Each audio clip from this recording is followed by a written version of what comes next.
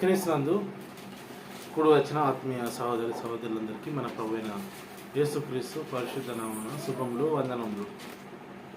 అలాగే మన అందరి ఆత్మలకు తండ్రి అయిన దేవాదేవునికి కృతజ్ఞతాస్తుతులు, స్తోత్రాలు. అలాగే ది బైబిల్ ట్రూవర్స్ అకాడమీ యొక్క ఫేస్బుక్లో వీక్షిస్తున్న ఆత్మీయ సహోదరులందరికీ కూడా మన ప్రభువైన యేసుక్రీస్తు పేరిట శుభములు, వందనములు. మనందరి ఆత్మలకు తండ్రి అయిన దేవదేవునికి కృతజ్ఞతాస్తుతులు, స్తోత్రాలు. ప్రియులారా, చిన్న ప్రార్థన చేసుకొని మనము ఈరోజు వాక్య భాగంలోనికి వెళ్దాం. ప్రార్థన.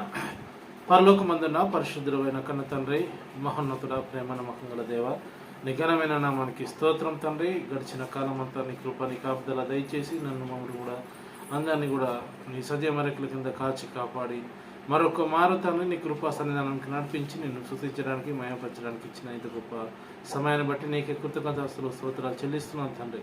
ఇంతవరకు పాటల ద్వారా మీరు మయం పొందారని నమ్ముచున్నాను తండ్రి. అలాగే తండ్రి చెప్పబడే వాక్యం ద్వారా కూడా తండ్రి మీకు మయమకరంగా జరుగులాగా చెప్తున్న నాకును వింటున్న నీ బిడ్డలకు కూడా తండ్రి నీ ఆత్మ సహాయాన్ని అనుగ్రహించి సాతాను క్రియలు ఏమాత్రం కూడా ఇక్కడ నెరవేరకుండా మా చుట్టూ కూడా నీ కంచె, నీ కాపుదల దయచేసి వినగల శక్తి, దాన్ని అర్థం చేసుకునే మనసత్వం మాకు అనుగ్రహించి ముందుకు నడిపించమని వేడుకుంటూ ముందున్న సమయాన్ని అంతటిని కూడా నీకే అప్పగించుకుంటూ నీ ప్రియకుమారుడు మా కొరకు త్వరగా రానైన యేసుక్రీస్తు పరిశుద్ధ నామమున ఈ యొక్క ప్రార్థన విధితో అడిగి వేడుకొని ప్రార్థిస్తున్నాను తండ్రి. ఆమేన్.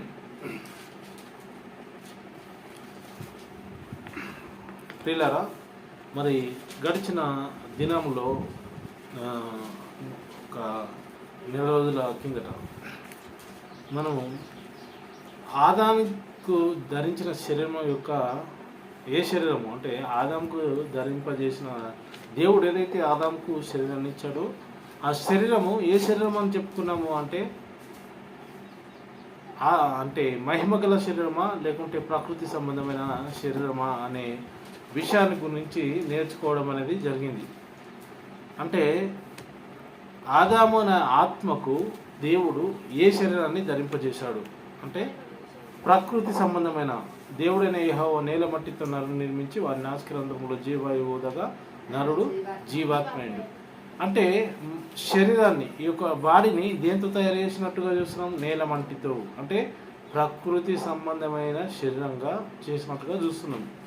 అదే ఆత్మ ఎక్కడి నుంచి వచ్చిందంటే దేవుని యొద్ద నుండి, దేవుడి యుద్ధ నుండి. అంటే ఆదాము యొక్క ఆత్మ ఎక్కడి నుండి వచ్చిందంటే దేవుని యుద్ధ నుండి వచ్చింది. శరీరం ఎక్కడి నుండి వచ్చింది అని చెప్పుకున్నాం మనము? నీల మట్టితో. అంటే మహిమగల శరీరము ఏమాత్రము కాదు. దేవుడిచ్చింది ప్రకృతి సంబంధమైన శరీరమే ఆదాముకు ఇచ్చాడు అని చెప్పేసి మనము చాలా స్పష్టంగా మనము ఆ యొక్క అంశాన్ని నేర్చుకోవడం అనేది జరిగింది.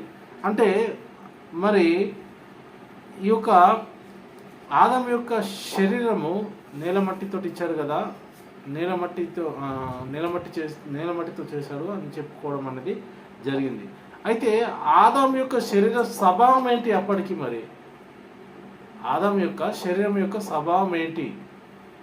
ఎందుకు ఈ మాటలు చెప్తున్నామంటే శరీరం యొక్క స్వభావం ఏంటి అనే ఒక అంశాన్ని మనము తెలుసుకుంటున్నాం ఈరోజు. అంటే ప్రకృతి సంబంధమైన శరీరం యొక్క స్వభావము గురించి మనం నేర్చుకుంటున్నాం. అంటే ప్రకృతి సంబంధమైన శరీరం యొక్క స్వభావము ఎలా ఉంటుంది అంటే కొందరు ఏమంటున్నారంటే ఆదాము ఎప్పుడైతే ఆజ్ఞ అతిక్రమించాడో అప్పటి నుంచి పాపం చేసే స్వభావము మనలో ఉంది అని చెప్పేసి చాలామంది చెప్తూ ఉంటారు. అయితే అది సరైందా కాదా అనేది మనం తెలుసుకోవడం చాలా ముఖ్యం. ఎందుకంటే అసలు పాప స్వభావం అనేది ఎక్కడుంది? దేనిపైన ఈ యొక్క పాప స్వభావాన్ని ఆరోపించవచ్చు? ఈరోజు అందరూ కూడా జన్మ పాపి అంటున్నారు కదా. అసలు ఈ పాప స్వభావం అనేది దేనిపైన ఆరోపించవచ్చు? దేనిలో పాప స్వభావం అనేది ఉన్నది? ఆత్మలోన, శరీరంలోన? ప్రకృతి సంబంధమైన మరి శరీరంలో ఉందా? దేవుడి నుండి దిగి వచ్చి, అంటే దేవుడు నాసికారంధ్రంలో జీవాయువుగా జీవాత్మయను ఏదైతే దేవుడి నుండి విడిపోయిన ఆత్మలో ఉందా పాప స్వభావం అనేది మనము తెలుసుకుంటే చాలా బాగుంటుంది.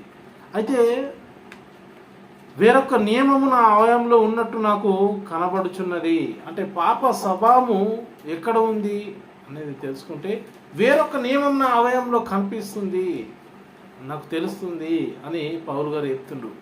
ఏంటి అనే ఒక నియమము? అది ఎప్పటి నుంచి మరి ఉన్నట్టు మనకు అర్థమవుతుంది? చదువుకుంటే బైబుల్ని మనకు అర్థమవుతుంది ప్రియులారా. ఒకసారి రోమిలకు రాసిన పత్రిక 7వ అధ్యాయము 22వ వచనాన్ని మనం చూసుకున్నట్టయితే, రోమిలకు రాసిన పత్రిక 7వ అధ్యాయము 22, 23వ వచనాన్ని మనము చదువుకుందాం. 7వ అధ్యాయం 22, 23.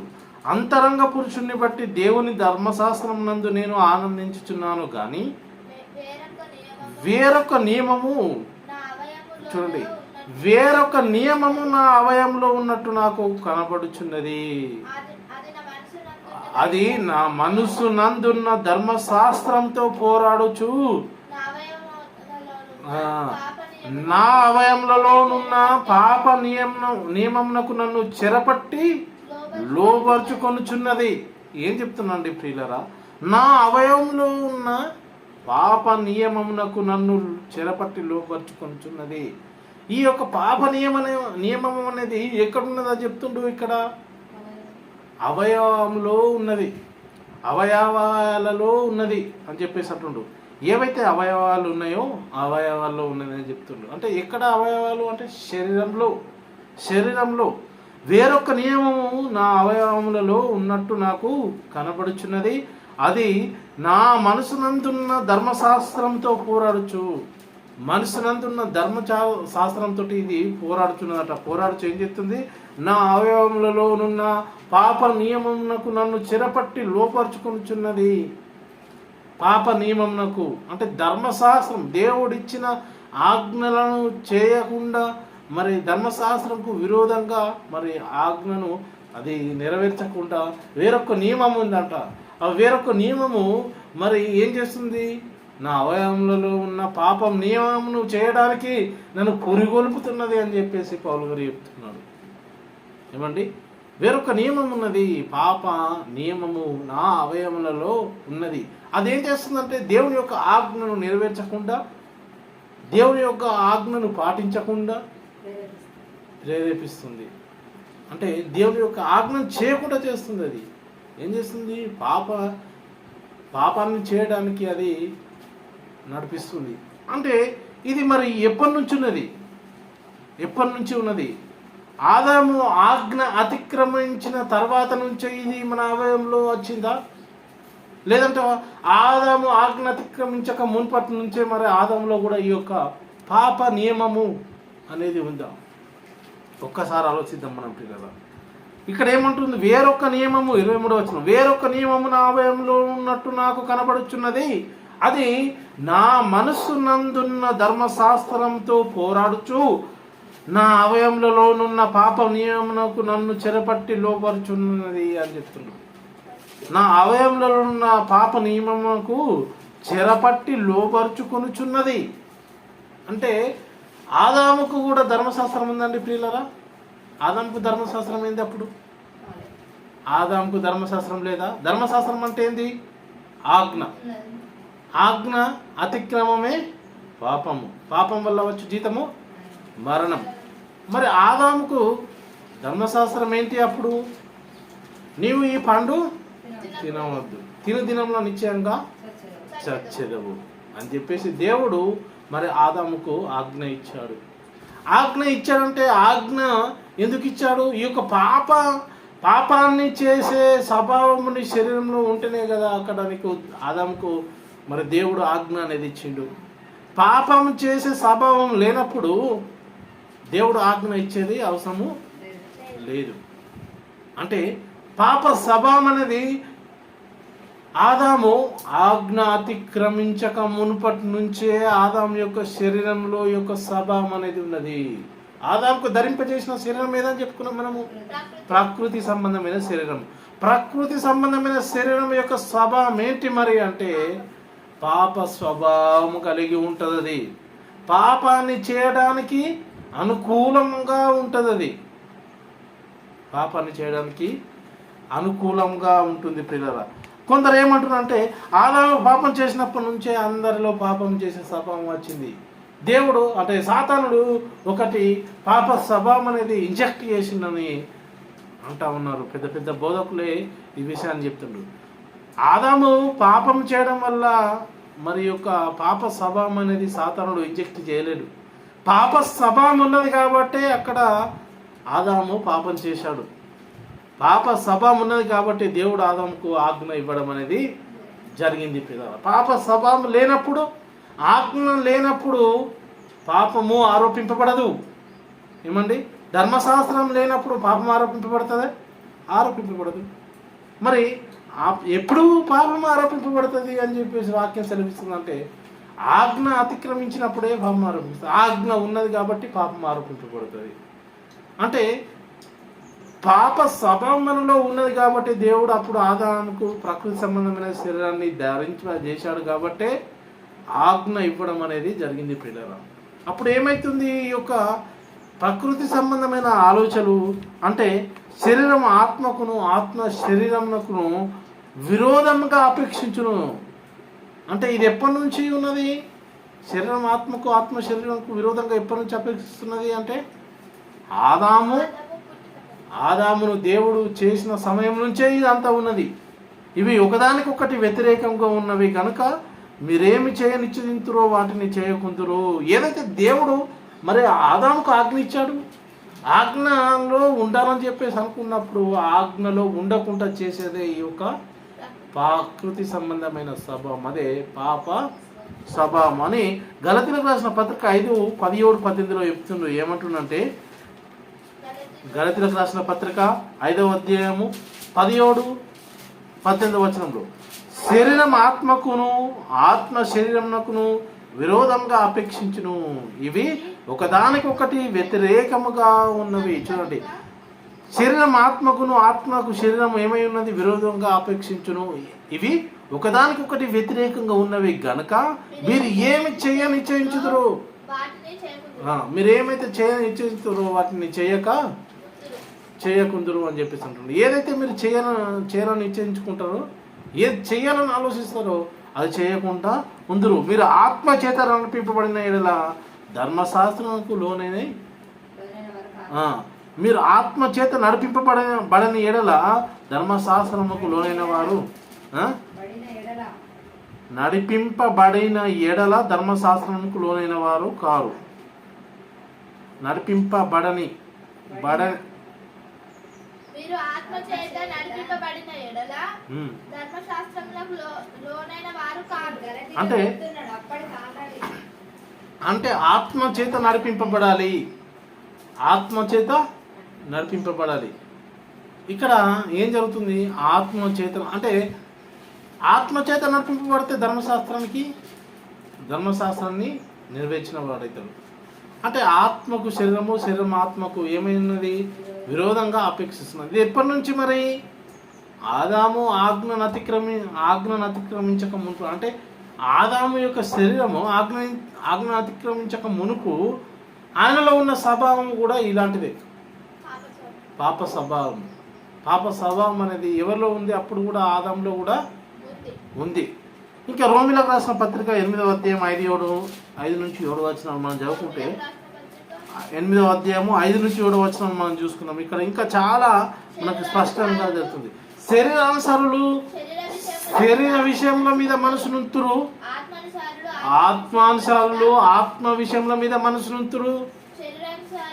ఏంటండి? శరీరానుసరమైన మనసు ఏంది? మరణము. శరీరానుసరమైన మనసు ఏంది? మరణము. శరీరానుసరమైన మనసు ఏంది అంటే మరణము. ఆత్మానుసరమైన మనసు జీవమును సమాధానమై ఉన్నవి. అంటే శరీరానుసరమైన మనసు ఏమై ఉన్నది? మరణము. ఆత్మానుసరమైన మనసు ఏమై ఉన్నది? జీవమును సమాధానమునై ఉన్నది. ఎరైనగా శరీరానుసరమైన మనసు దేవునికి విరోధమై ఉన్నది. అది దేవుని ధర్మశాస్త్రముకు లోబడదు, ఏమాత్రము లోబడనేరదు. శరీరానుసరమైన మనసు అనేది ఆదాముకు ఒకవేళ లేకపోతే ఆదాము ఆజ్ఞ అతిక్రమించేవాడు కాదు. ఇంకా ప్రాముఖ్యంగా చెప్పాలంటే ఆదాముకు ఆజ్ఞ ఇచ్చేదే కాదు. ఆదాముకు ఆజ్ఞ ఇచ్చాడు అంటే, దేవుడు ఆదాముకు ఆజ్ఞ ఇచ్చాడు అంటే శరీరావసరమైన మనసు ఉంది. ఆ శరీరావసరమైన మనసు ఏంది? మరణము. శరీరావసరమైన మనసు ఉన్నది కాబట్టి దేవుడు ఆజ్ఞ ఇచ్చాడు. ఏమని ఆజ్ఞ ఇచ్చాడు? ఈ పండు తిను దినం నిశ్చయంగా నువ్వు చచ్చెదవు. అంటే ఎలా చనిపోతాడు? ఆత్మీయంగా దేవునికి నిత్య ఎడబాటు అయిపోతాడు. ఆత్మీయ మరణం గురించి చెప్పాడు. ఇక్కడ కూడా శరీరావసరమైన మనసు గలవాడు మరణించేతాడు. అంటే ఏ మరణం పొందుతాడు? రెండో మరణం, అదే ఆత్మానుసరమైన మరణం. అదే ఒకవేళ ఆత్మానుసారమైన మనసు కలిగి ఉన్నవాడు ఏమవుతాడు? జీవించేదాడు. జీవమై సమాధానమై ఉన్నది. అంటే జీవించదనంటే ఈ శరీరంలోనే ఎల్లవేళలు జీవించుతూ ఉంటాడా? అలా కాదు. ఈ శరీరం నుండి ఆత్మ విడిపోయినా కానీ దేవుని ఎదుట నిత్యము జీవించేదాడు అని చెప్పేసి వాక్యం సెలవిస్తుంది. ఇది ప్రియులారా, అంటే ఈ యొక్క మనసు అప్పుడు కూడా ఉండేనా? మరి ఎప్పుడు? ఆదాముకు ఉండేనా? శరీర కార్యములు అనేటివి ఆదంలో కూడా ఉండేనా అంటే అవును ప్రియులారా, శరీర కార్యములు ఆదంలో కూడా ఉండే. శరీర కార్యములు ఏంటి మరి? శరీర కార్యముల గురించి చెప్తుంది ఇక్కడ గళితీయులకు రాసిన పత్రిక 5వ అధ్యాయంలో. గళితీయులకు రాసిన పత్రిక 5వ అధ్యాయము 19-21 వచనంలో శరీర కార్యములు స్పష్టమైనవి. అవేవనగా జారత్వమును, అపవిత్రత, కామకత్వము, విగ్రహారాధన, వ్యభిచారము, ద్వేషము, కలహము, మత్సరము, క్రోధములు, కక్షలు, భేదములు, విమతములు, అసూయయు, మత్తతులు, అల్లరితో కూడిన ఆటపాటలు మొదలైనవి. వీటిని గురించి నేను మునుపు చెప్పిన ప్రకారం వాటిని చేయువారు దేవుని రాజ్యంను స్వతంత్రించుకున్నారని మీతో స్పష్టంగా. అంటే ఆదాముకు శరీరం ఇచ్చారుగా దేవుడు. ఆదాము శరీరము కూడా ఇలాంటి స్వభావం కలిగిన వాడా? ఆదాము యొక్క శరీరం కూడా, ఆదాముకి శరీరాన్ని దేవుడు నిర్మించారు కదా. ఇలాంటి స్వభావాలు ఉన్నాయా లేవా? ఆయనలో ఉన్నాయి. ఇలాంటి స్వభావాలు ఆదాములు కూడా ఇలాంటి పనులు చేయడానికి అనుకూలంగానే దేవుడు మరి సృజించాడు. అంటే అవ్వను ఇప్పుడు ఆదాము ఎవరి యందు మరి ఎక్కువ చేసిండు? దేవుడి యొక్క ఆజ్ఞ యందు ఎక్కువ లోబడి ఉన్నాడా, లేకుంటే అవ్వమ్మ చెప్పింది విన్నాడా? దేవుని మాట విన్నాడా? దేవుడు ఆజ్ఞ ఇచ్చాడు, ఈ పండు తినన్నా నిశ్చయంగా నువ్వు చచ్చేదావు నానా అని చెప్పేసాడు. ఎవరికి? ఆదాముకు. మరి ఆదాము దేవుని మాటను ఎక్కువ విన్నట్టుగా తెలుస్తుందా, లేకుంటే అవ్వమ్మ మాటను విన్నట్టుగా? అంటే అవ్వమ్మ ఏది ప్రేరేపించింది? ఈ లోక సంబంధమైన శరీరానికి సంబంధించిన ఆశను పూర్వగలిపింది. అంటే అటు స్వభావం ఉంటేనే కదా దాన్ని తినడానికి ఆదాము మరి లొంగిపోయాడు. అవునా కదా పిల్లలు? అంటే ఆదాము ఎక్కువ విలువ ఎవరికి ఇచ్చినట్టు తెలుస్తుంది? ఇక్కడ అవ్వమ్మకి ఇచ్చినట్టుగా తెలుస్తుంది. ఒకడు దేని చేత జయింపబడిన దానికి దాసుడు అన్నమాట. ఇప్పుడు దేనికి దాసుడైంది? ఇప్పుడు అవ్వకు దాసుడైంది. అంటే ఒకడు దేని చేత జయించబడ్డాడో దానికే దాసుడు. అంటే ఒకడు పాపాన్ని చేత జయించబడితే పాపానికి దాసుడు అవుతాడని చెప్పేసి అని చెప్తుండ్రు. అంటే శరీర దురాశలకు లోబడినట్లు చావులకు లోన మీ శరీరం పాపం నుండి తప్పించుకున్నట్టు. అంటే కాబట్టి ఇక్కడ రోమిలకు రాసిన పత్రిక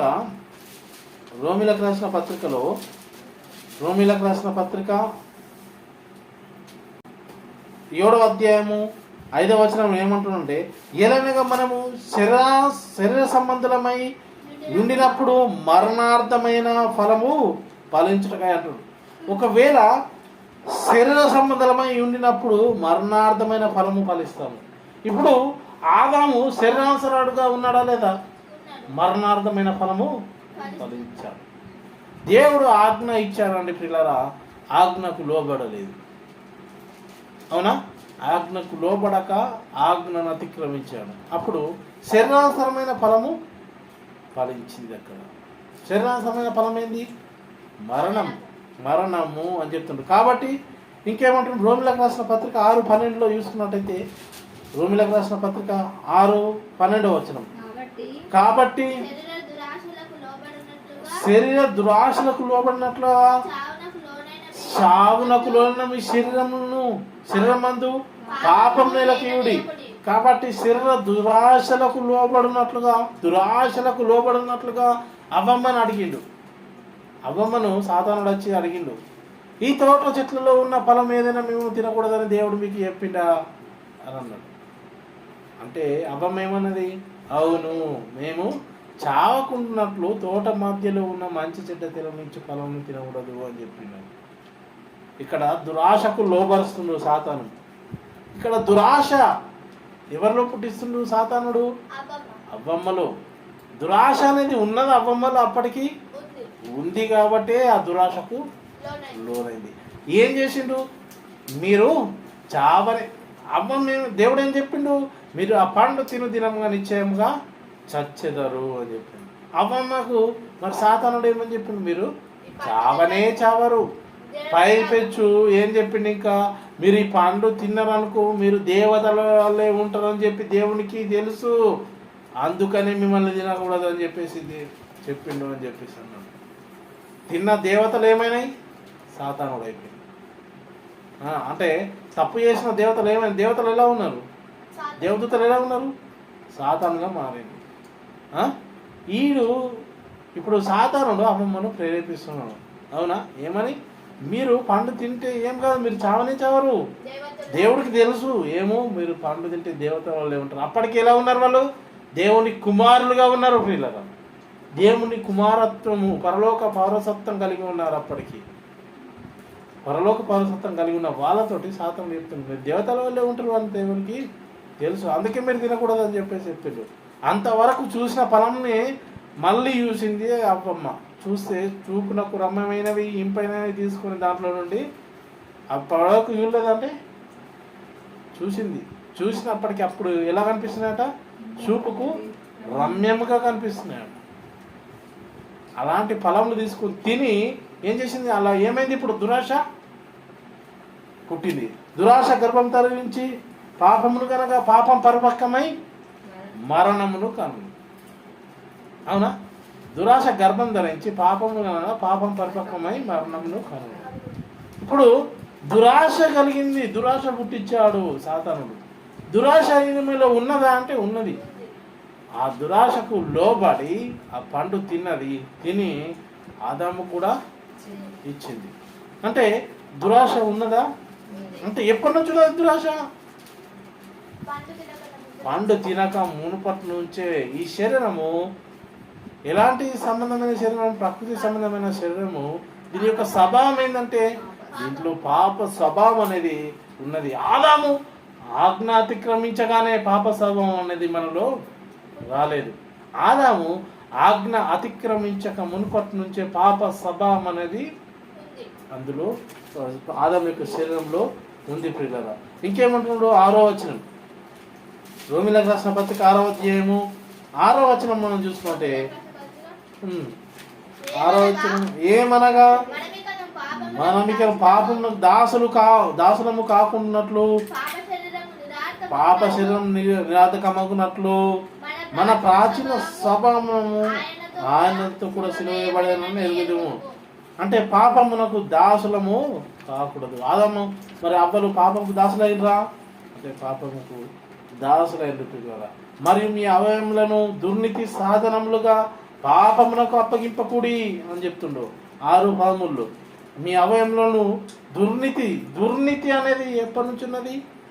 దుర్నీతి దేవుని నీతి పండు తినక ముందు నుంచే ఉంది. దుర్నీతి సాధనములకు మరి అవ్వమ్మ తన యొక్క ఏం చేసింది? శరీరాన్ని అప్పగించింది. అలాగే ఆదామును కూడా లోపరుచుకుంది. ఏమైంది? అప్పుడు పాపము జరిగింది పిల్లలు. అంటే దుర్నీతి సాధనములు ఉన్నాయి. ఇంకా చూసుకున్నట్టయితే రోమిలకు రాసిన పత్రిక 6:19 చూసుకున్నట్టయితే మీ శరీర బలహీనతను బట్టి ఏమనగా అక్రమం చేయుటకై అపవిత్రతకును అక్రమమునకును మీ అవయములను దాసులుగా ఎలాగో అప్పగించుతురో అలాగే పరిశుద్ధత కలుగుటకై ఇప్పుడు మీ అవయములను నీతికి దాసులుగా అప్పగించుడి. ఇది క్రీస్తులోకి రాకమునుపు మన యొక్క అవయములను ఎక్కడికి దేనికి అప్పగించినాము? పాపమునకు దాసులుగా, అంటే అపవిత్రతకు దాసులుగా అప్పగించినాం. ఎప్పుడైతే క్రీస్తులోకి వచ్చినప్పుడు ఏం చేయాలా? పరిశుద్ధులత కలుగుటకై ఇప్పుడు మీ అవయములను నీతికి దాసులుగా అప్పగించున్నది. ఇది ఎప్పటి నుంచి ఉంది? మరి ఆదం పాపం చేసినప్పటి నుంచి ఉందా? ఆదం పాపము చేయక మునుపటి నుంచే ఇలాంటి స్వభావాలు ప్రతి ఒక్కరిలో ఉన్నాయి. అంటే ఆదాము కలిగి ఉన్నాడు పాపం చేయకముందు, క్షమించండి, ఆదాము పాపము చేయక మునుపటి నుంచే ఆదాములో ఈ స్వభావము, అంటే తన యొక్క అవయవములను దుర్నీతికి సాధనములుగా అప్పగించే స్వభావం అనేది, పాపం చేసే స్వభావం అనేది ఎవరిలో ఉంది అంటే ఆదాములో ఉంది అని మనకు తెలుస్తుంది కదా. ఇంకా చూసుకున్నట్టయితే మనం ఇక్కడ కొరింథీయులకు రాసిన రెండో పత్రిక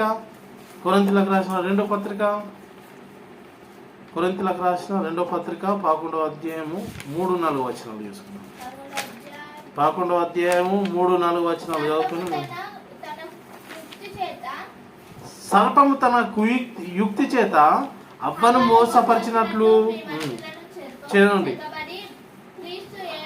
ఎడల ఉన్న సరళత నుండి పవిత్రత నుండి ఎట్లయినా తొలుపునేమో అని భయపడుచున్నాను. చాలు. ఇక్కడ ఏమని చెప్తున్నాడు? పౌలు గారు చెప్తున్నాడు, సర్పం తన కుయుక్తి చేత ఏం చేసిండు? అవ్వను మోసపరిచినట్లు మీ మనసులను చెరపబడి క్రీస్తు ఎడల సరళత నుండి పవిత్రత నుండి ఎట్లయినా తొలిపోనేమో అని భయపడుచున్నాను. అప్పటికిప్పటికి ఏమైనా తేడా కనిపిస్తుందా మనకి? ఇక్కడ ఏమో తేడా కనిపిస్తలేదు. చూడండి, అప్పుడు ఏం జరిగింది? సర్పము తన కుయుక్తి చేత ఏం చేసింది? అవ్వను మోసపరిచింది. అవ్వలో పాపం చేసే స్వభావం ఉన్నది అప్పటికంటే ఉంటే ఏం చేసింది? మోసం చేసి ఏం చేశాడు వాడు? సాతానుడు, సర్పము తన కుయుక్తి చేత అవ్వను మోసపరిచినట్లు మీ మనస్సును చెరపబడి క్రీస్తు ఎడల ఉన్న సరళత నుండి. మరి అవ్వమ్మ ఎవరి ఎడలో ఉన్న సరళత నుండి తొలగిపోయింది అంటే దేవుని ఎడలో ఉన్న సరళత నుండి తొలగిపోయినట్టుగా చూస్తున్నాము. అవ్వమ్మ ఎవరి ఎడలో ఉన్న సరళత నుండి తొలగిపోయింది? దేవుని అంటున్న సరళత నుండి మరి తొలగిపోయినట్టుగా చూస్తున్నాము. ఇప్పుడైతే మనం క్రీస్తులో ఉన్న వారము క్రీస్తు ఎడలో ఉన్న సరళత నుండి పవిత్రత నుండి ఎట్లయినా తొలిపోనేమో అని భయపడుచున్నానని చెప్పి పౌలు గారు రాస్తున్నాను. అంటే చూడండి, ఒక్కసారి ఆలోచించండి. ఆదాము పాపం చేయక మునుపే ఆయనలో పాపం చేసే స్వభావం ఉన్నట్టుగా మనకు చాలా స్పష్టంగా తెలుస్తుంది. పాపనేమి నా అవయంలో అనగా నా శరీరమందు మంచి ఏది కూడా లేదు అంటుంది. మేలైనది చేయవాలని ఇచ్చించుతున్నా కానీ అది చేయలేకపోతున్నాను అని చెప్పేసి పౌలు గారు చెప్తున్నాడు. మేలైనది చేయాలని ఉన్నది కానీ చేయలేకపోతుంది. మేలైనది ఏంది? దేవుని యొక్క ధర్మశాస్త్రాన్ని నెరవేర్చడం. అలా దాన్ని చేయాలన్నా కానీ చేయలేకపోతున్నాను అని పౌలు గారు చెప్తున్నారు. ఒకసారి రోమిలకు రాసిన పత్రిక 7వ అధ్యాయము 17-18 వచనం మనము చూసుకున్నట్టయితే 7వ అధ్యాయము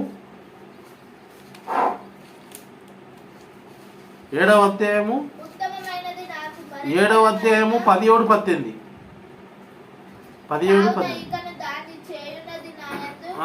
మీదికి లేదు. ఉత్తమమైనది చేయను అది 17వ వచనం కావున ఇకను దాని చేయనది నాయందు నివసించు పాపమే, అంటే నాయందు నివసించు పాపమే కానీ నేను కాదు.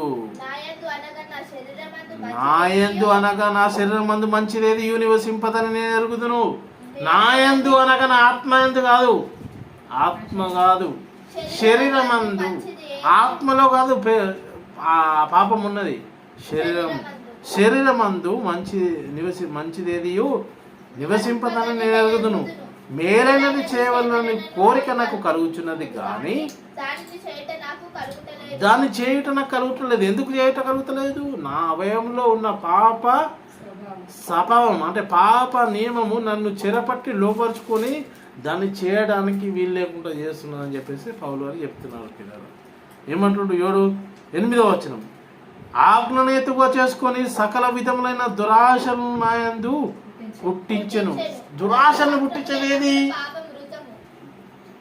ఆజ్ఞ లేకుంటే పాపము మృతము. వృత్తము. అంటే ఆజ్ఞ ఉన్నదంటే పాపము చేసే స్వభావం మనలో ఉన్నట్టు. అంటే ఆదంలో ఉందా? ఉంది. ఆదంలో పాపం చేసే స్వభావం ఉన్నది కాబట్టి ఆదాముకు ఆజ్ఞ ఇవ్వబడ్డది. అవునా?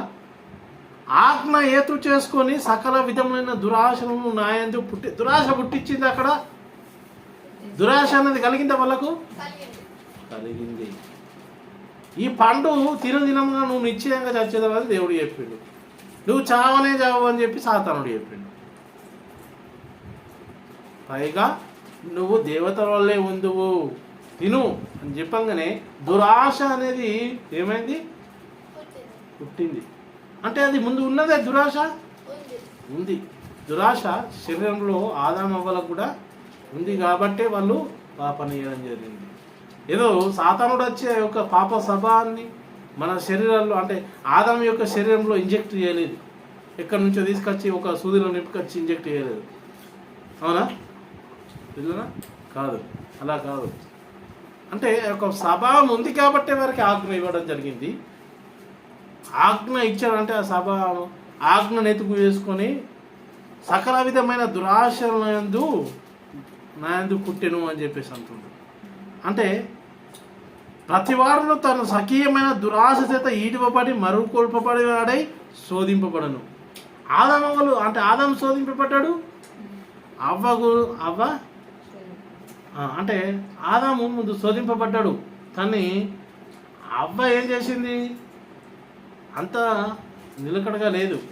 ఏం చేసింది? సాతానుడు వచ్చి మరి చెప్పగానే ఈ పండు తిను, నువ్వు దేవత వల్లే ఉంటావు అని చెప్పంగానే చూపునకు రమ్యమైన ఇంపైన తీసుకొని తినేయడం అనేది జరిగింది.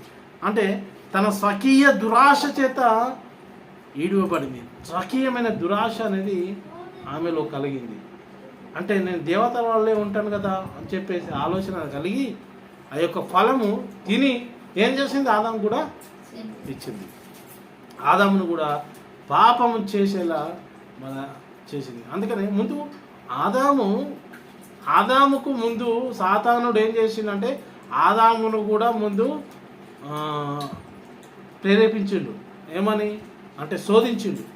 శోధిస్తే ఆదాము లోబడలేదు. చూద్దాం ఒకసారి. తిమోతికి రాసిన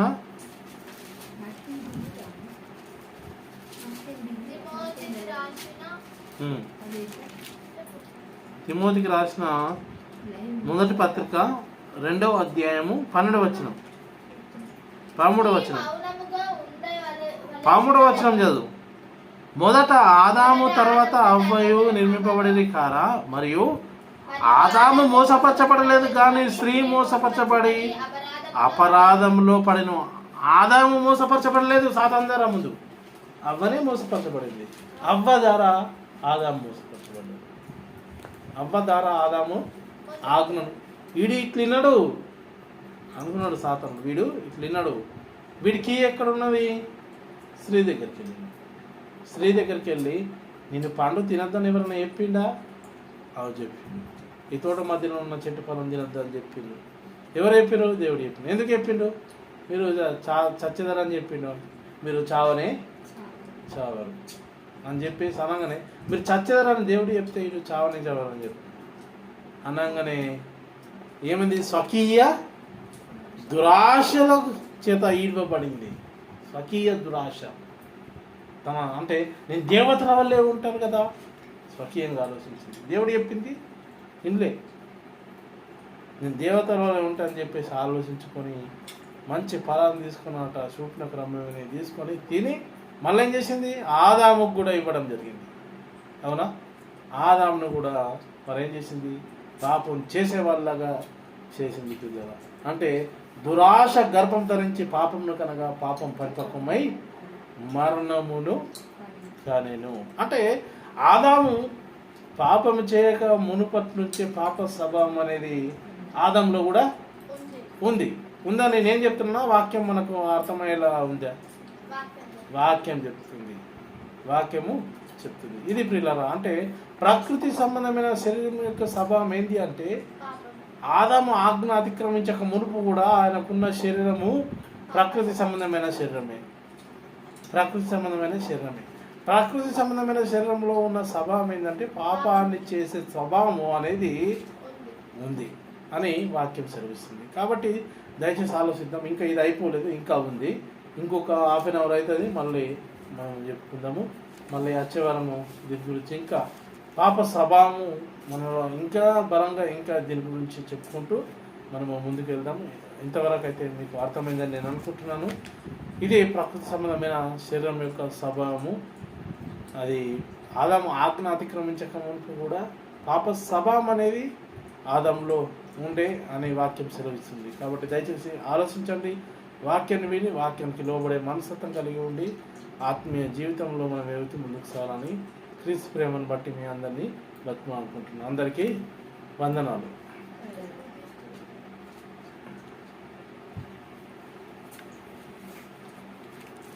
నిద్ర బాగుతుందా? ఏమైనా అంటున్నా అర్థం కాలేదు.